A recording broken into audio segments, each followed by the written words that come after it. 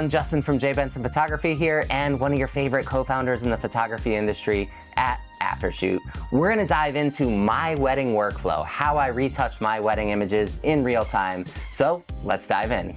So to get started, I've already culled, I've already edited, I have a set of images that I absolutely love, but now I wanna just clean them up. I wanna do a little bit of polish on the bride next to this window because I really like these photos. So the first thing I'm gonna do, I found the photos that I wanna retouch as I'm going through editing. I've tweaked on any edits that I need to. I'm gonna control click on them now and click edit in Aftershoot. And what's gonna happen is Aftershoot's gonna duplicate these images and it's gonna ask me, do I wanna have a duplicate set with the Lightroom adjustments, which is what I want. I want that final set of images to get into the retouching because all I want to do is polish them up and then bring them right back in. So now my images have all landed in. You can see everything that we had over inside of Lightroom is ready to get retouched. And all I'm going to do is choose this one image and start retouching on it. So we're going to do a little bit of acne, a little bit of blemish.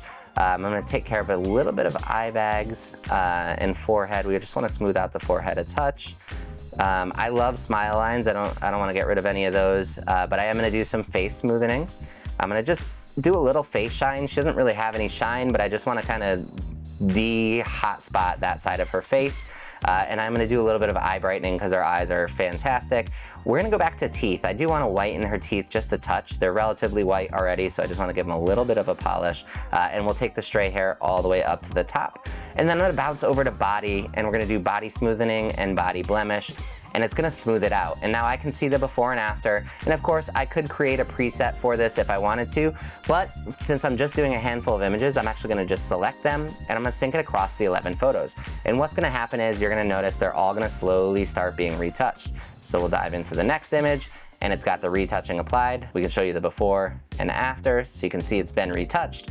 Same here, same retouching adjustments, and now we're getting into the close-ups. I do review all of the images because even though the settings are the same across all of them, sometimes as you get a little bit closer, it may feel like it's a little bit too much, or if you get further away, sometimes that skin smoothing feels like way too much skin smoothing because they're so far away and now all of a sudden their skin is like way too perfect.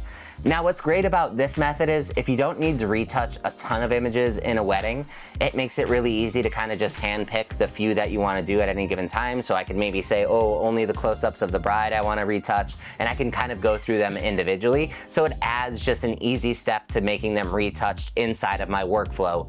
But sometimes you've got a ton of images that you want to take care of. Export everything as a JPEG and then start a new project. First it's going to ask me the genre, and then all I have to do is head straight on over to the retouch panel. The way I love to do this is I actually will dive down to a group photo first. So I'm gonna go look for a family portrait or something of the like. I have the complete diverse set of people in there. I can actually choose how it retouches every single person. So I could do elderly people one way, I could do masculine people one way, I can do feminine people another way, and children another way altogether. So in this case, we'll start with masculine. We only just wanna get rid of some acne, right? So we have a little bit of acne on some of the guys that we always just like to clean up. And we're going to do teeth whitening because who doesn't love some nice sparkly white teeth? We don't need to do any face brightening. I tend to avoid face smoothing too much because it can also kind of clean up some of the scruff that some people have, and that's like their characteristic. And then what I'm gonna do, there is no glasses in this photo on any masculine people, but I'm gonna go ahead and just run the lens glare. And because lens glare doesn't identify any lenses, it just means that anytime that there is a masculine person with glasses, it's gonna do glare removal. And then I can go on to feminine. And for the ladies in all my weddings, I will go ahead and do a little bit of forehead wrinkle, a little bit of eye bags, like right around 50%, because I do want to just kind of clean up the under eye area, get rid of any wrinkles. We'll do teeth whitening a little bit whiter than the boys. And we're gonna go ahead and do face smoothing. And we're actually gonna take that up to probably like 75, somewhere in that range, 70, 75. So it's really smooth. In this case, it's a wider shot. I don't love it. I'm gonna dial it back. We're gonna go back to like 50, let's say. And then that way there's some on there, but it's not too crazy. It's very natural.